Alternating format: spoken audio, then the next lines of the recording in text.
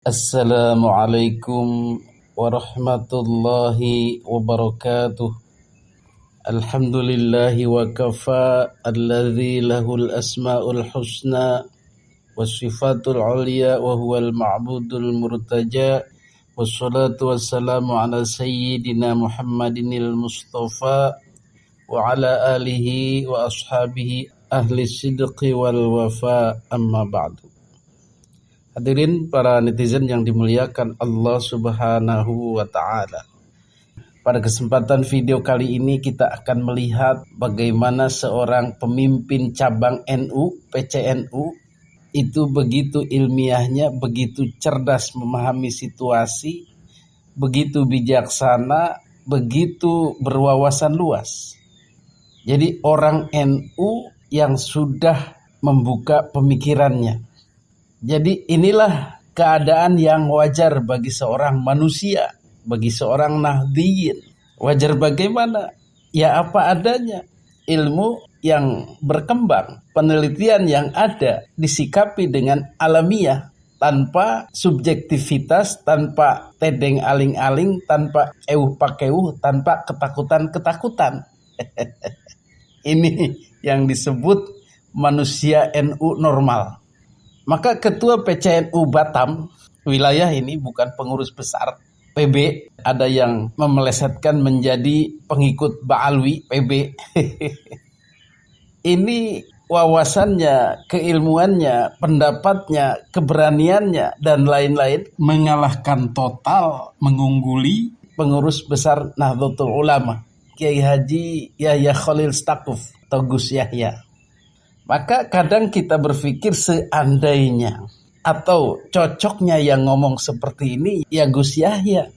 Betul? Coba Anda simak. Kata-katanya begitu ilmiah, begitu bijaksana berdasarkan pengalaman-pengalaman, tetapi tidak emosional. Ini yang harusnya diperankan oleh Gus Yahya.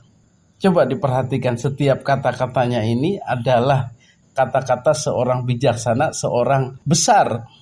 Jadi cocoknya beliau ini adalah ketua PBNU pusat.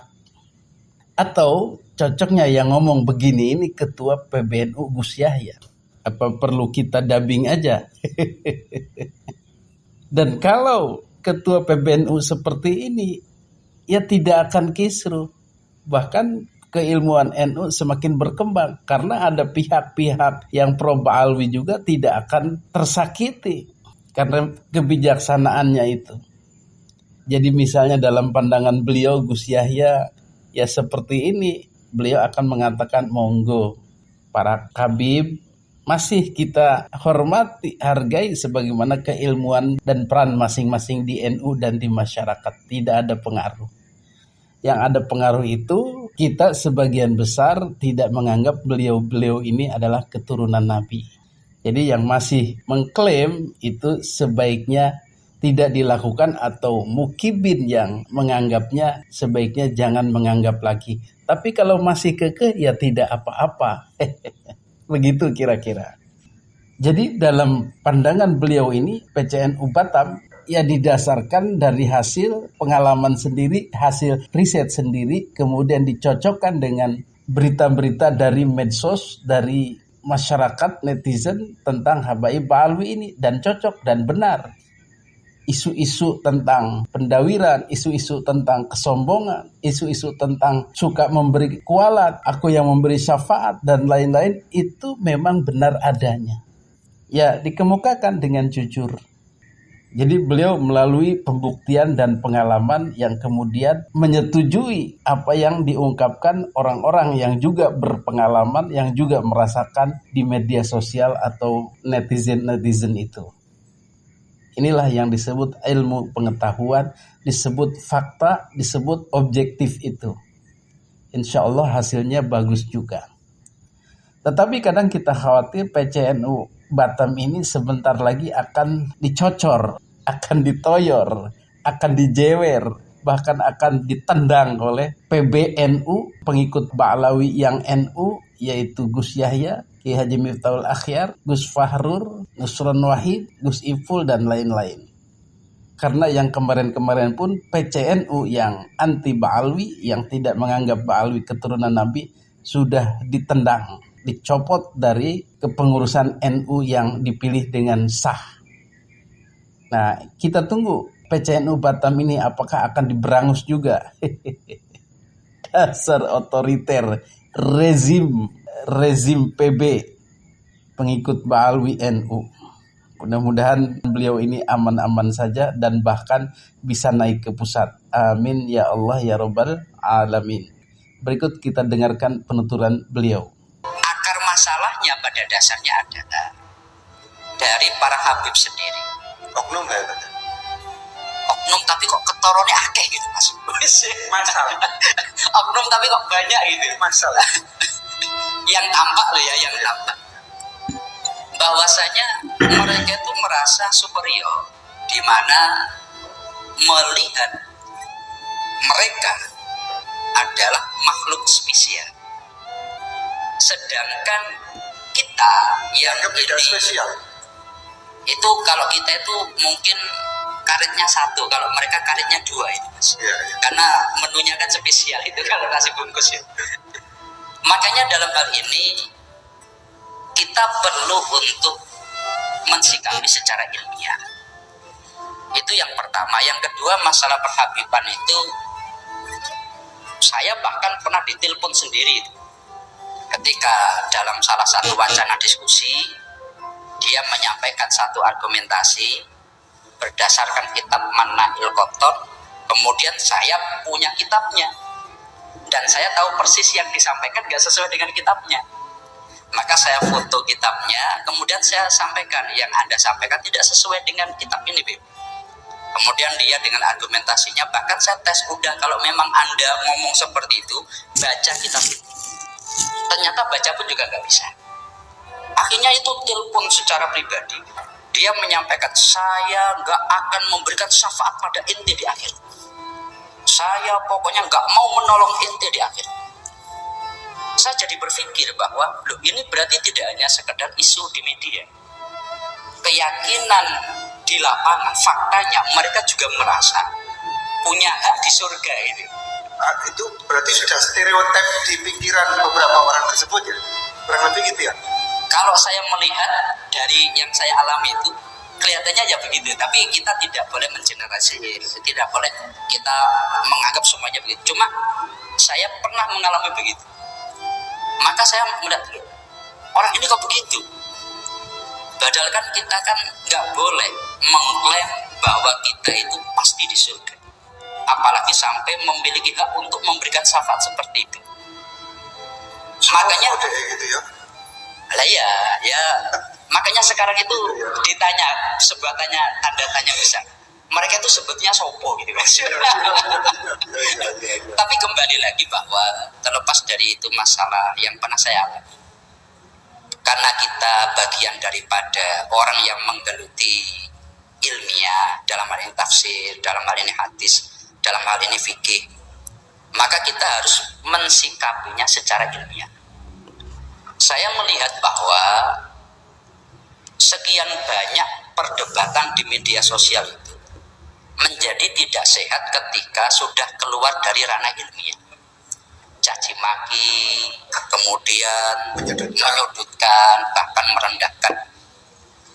Dalam hal ini, contohnya menganggap bahwa Dajjal, contohnya menganggap bahwa ini, ya hal-hal seperti itu yang kita kan harus. Apalagi sampai menyebut fisik ya, pesek, itu juga. Nah itu, jadi rasis ketemunya. Itu adalah hal yang tidak diperkenankan. Rasulullah sendiri kan beliau dalam salah satu khutbah terakhirnya, kita itu nggak boleh untuk membeda-bedakan antara kulit hitam dengan kulit yang tidak hitam, antara orang Arab dengan Ajam. Itu salah satu khutbah terakhir Rasulullah ketika Rasulullah haji. Makanya yang dilakukan mereka itu sangat tidak mencerminkan akhlak Rasulullah. Hingga apa yang tampak di media atau apa yang tampak dari mereka itu menjadi justifikasi tesis atau penelitian Yai Imad, oh berarti benar mereka bukan keturunan Nabi, wong akhlaknya seperti itu. Itu muncul kecurigaan ya, kecurigaan akhirnya diteliti, kurang lebih gitu ya. Jadi Yai Imad itu kalau kita pelajari dari pengakuannya, penelitian itu kan juga didasari kecurigaan tadi. Yes, ada gejala itu. Kok ini katanya keturunan Nabi tapi kok akhlaknya begini. Setelah diteliti, itu kok ternyata nggak ketemu sama sekali. Maka beliau sampai sekarang kalau menurut Yai Said Akil Siroj, itu kan belum ada satupun yang bisa membantah tesis beliau. Ilmiah ya? Secara ilmiah. Kecuali muring-muring. Ya kecuali marah-marah. Kalau marah-marah itu ya kita anggap itu orang awam lah itu. Karena kalau kita ngikuti perdebatan yang caci maki itu nggak akan ada habis. Dalam hal ini saya di beberapa tempat, di beberapa kesempatan saya menyampaikan bahwa ya kalau secara ilmiah saya mendukung Yai Imad. Tapi kita tidak akan mengikuti orang-orang yang kata-katanya kasar sebagainya. Karena jenengan adalah masyarakat yang berpendidikan, artinya menghormati satu teori keilmiahan itu sangat menghormati hal itulah. Iya, jadi satu contoh begini.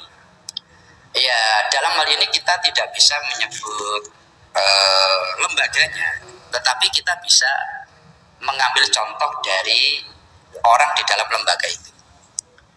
Ketika keturunan Wali Songo, mereka itu oleh Robitoh Alawiyah disebut sebagai keturunan Azmat Khan, yang itu biasa disebut Basaiban atau Azmat Khan ini.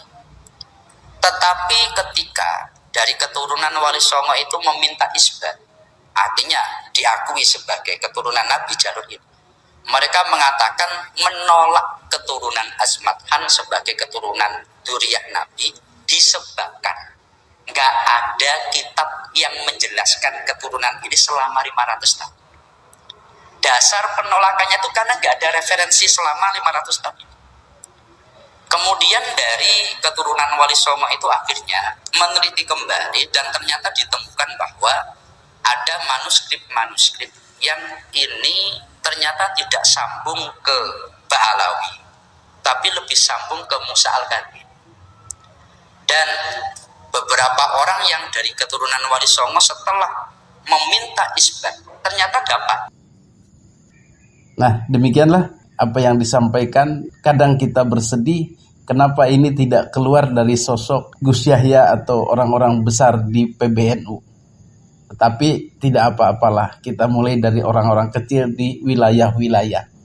Kalau wilayah sudah paham semua, maka PBNU akan terkepung dan mereka otomatis akan loncat kabur terbirit-birit merasa malu dan merasa terdesak.